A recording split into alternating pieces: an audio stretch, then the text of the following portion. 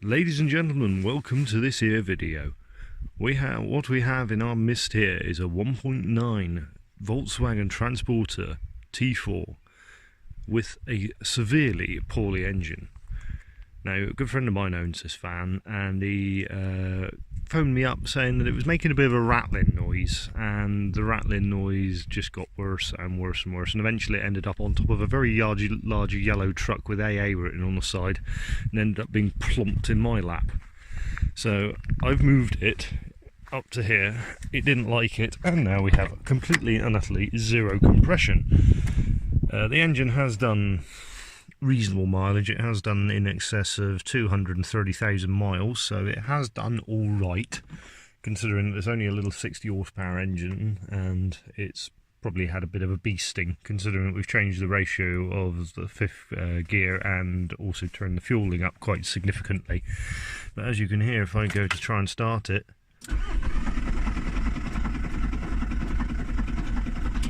she's not trying a lot there.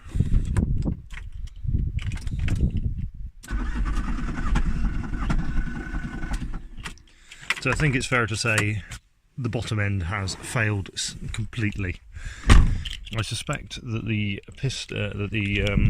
big ends have all failed, and as a result the engine is more or less knackered. So what we're going to be doing is we're going to be ripping this engine out, throwing it away, and putting a 1.9 TDI engine from a 1996 Volkswagen Passat into that. And we will be doing it through the method of time-lapse. So you'll see that starting imminently.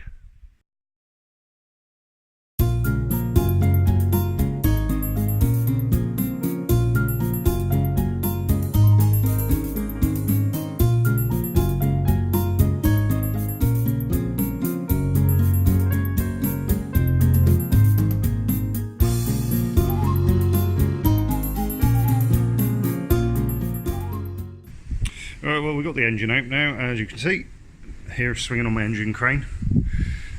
Things I'd recommend if you're doing this yourself, T4 engine removal, I would recommend taking the alternator off, because that was actually quite a pain in the arse to try and get the engine out with the alternator on, but it does come out. But I would say for the extra probably 5 minutes it takes to get the alternator off, just take it off to save yourself a headache.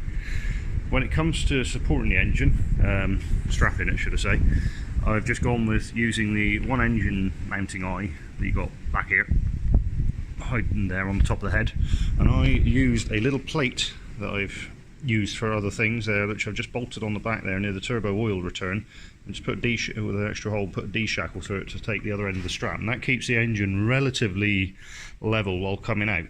Which isn't ideal really, could have done with it swung over to one side, but hey, you live and learn. So I'll come back to you when I've taken the sump off so we can see actually what has failed with this puppy.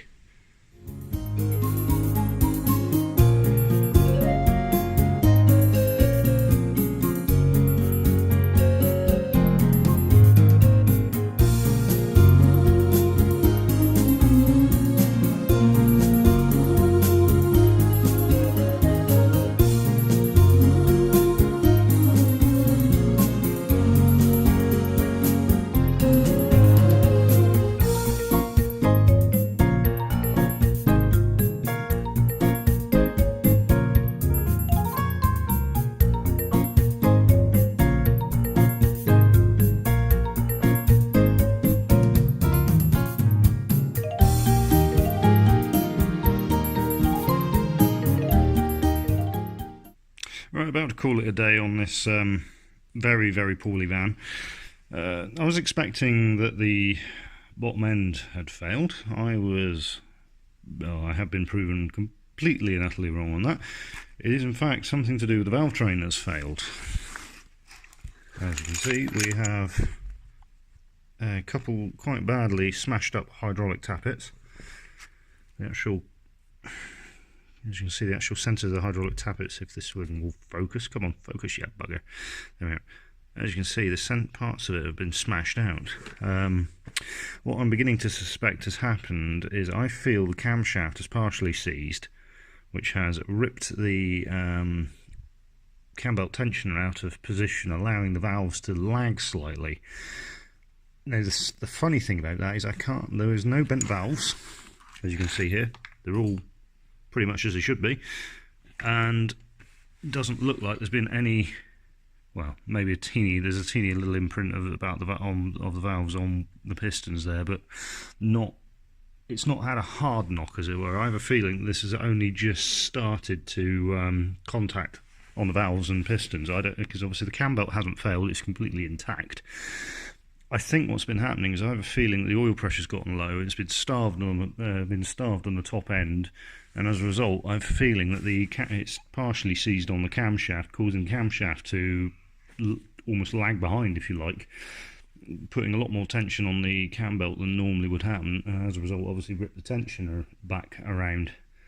But either way, this engine is, well, the top end would be scrap at least.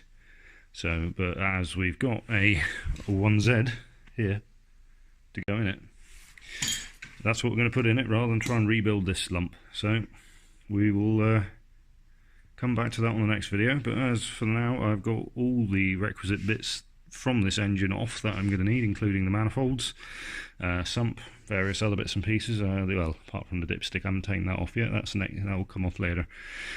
So that's it for this video, and you'll pick us up in the next part. A little addendum to the dedendum here.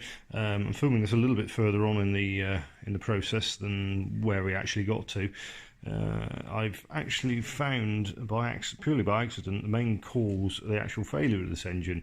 What's happened is the crankshaft pulley has come loose. Obviously, on these ones here, they're not actually a keyed drive. They're just a severely strong snug fit.